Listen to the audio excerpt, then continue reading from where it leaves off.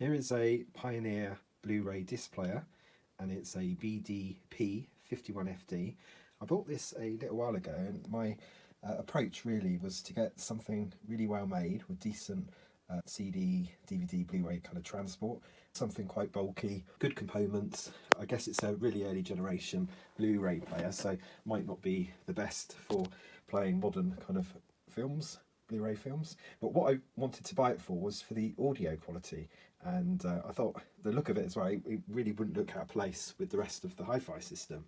So it's got a really pleasing kind of look. The other thing as well is you don't necessarily have to have it plugged into the TV. You can just control it from the buttons on the front, so you can load a CD in and just treat it like a CD player. So I just thought, how about trying to use a Blu-ray player that's meant for watching films for something completely different, so just for playing CDs. So it's got a load of outputs on the back, which is really good, because a lot of the modern players have become so cut down now, they just have HDMI out and that's about it. It's really good to have an option for connecting this thing to lots of different amplifiers and surround systems, etc. So like all these kind of first well, the people who were the first adopters of these things would have paid through the nose for something like this.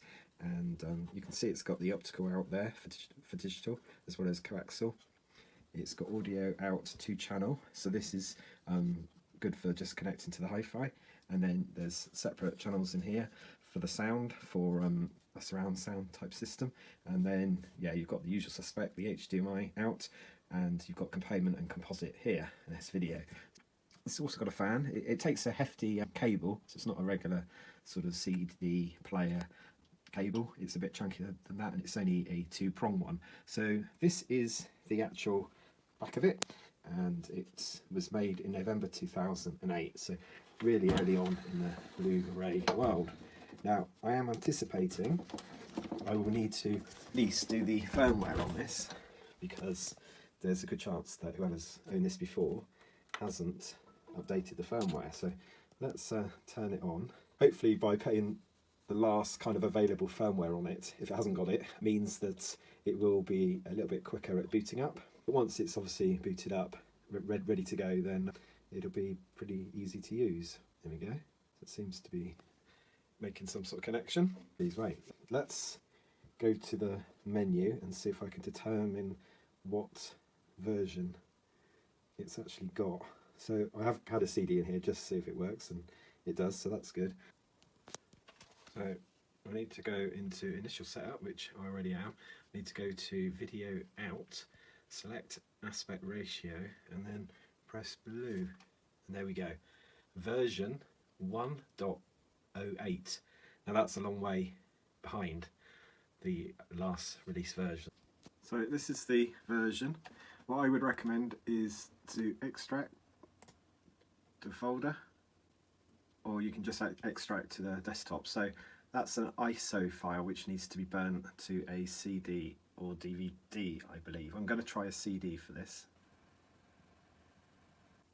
This normally works well. This is CD Burner XP. It's been around for a long time, and I'm just going to use that to burn the ISO file to the CD, just using default settings.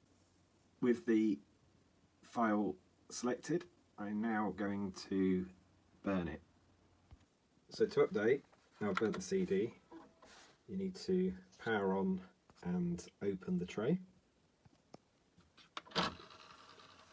Grab the update disc, just using a verbatim, and then it says this will take 5 to 20 odd minutes, 25 minutes I think.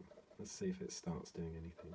It says loading, disk download, DWLD. Currently it's just saying loading. Time to go and make a cup of tea. And this is just some of the information you might see as it's doing its stuff. So it does look like it's going to be a slow process for some reason, but that's the way it's been made to be, slow. So I shall cut this video anyway. So it seemed to get as far as number 22 and then looked like it was complete, but let's just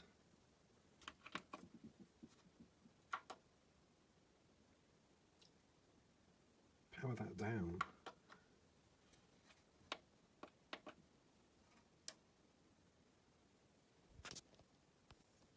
Took a few seconds to power down, I was a little bit worried.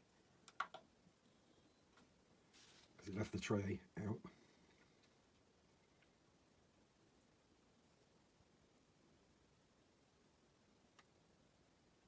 The main thing is it actually does something.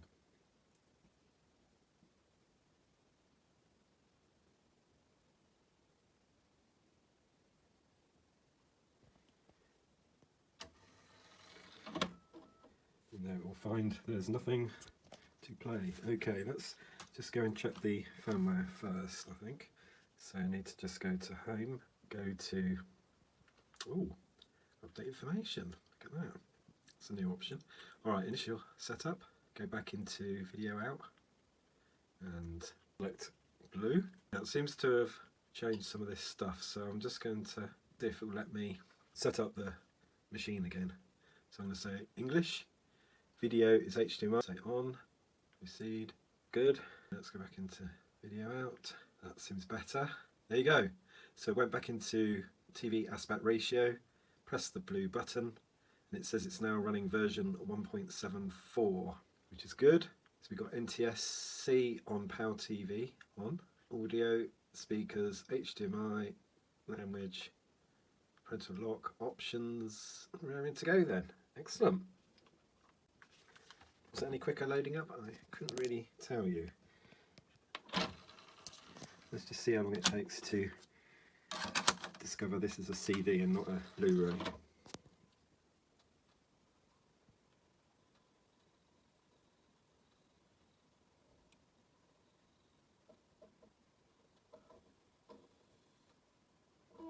So obviously we're going to use different laser to read the CD.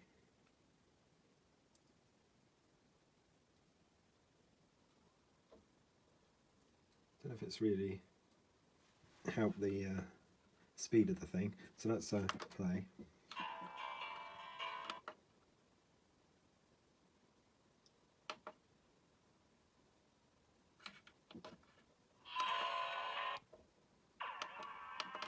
So, okay, it seems to be reasonably quick. So all ready to test now on the hi-fi upstairs to see what the CD quality is like, how good the DAC is. Another reason I got this was because it kind of will look quite nice next to the laserdisc player, which is also a Pioneer. So that's a Pioneer 925, which is the dual side player, so that's pretty good. And yeah, that's what I'm going to be doing, giving this a bit of a go and see how it performs. And it'll be interesting to actually compare it to the DAC on the actual laserdisc player, because that can play CDs pretty well, not too shabby at all. Thanks for watching, and I'll do some more videos in the future. Bye for now.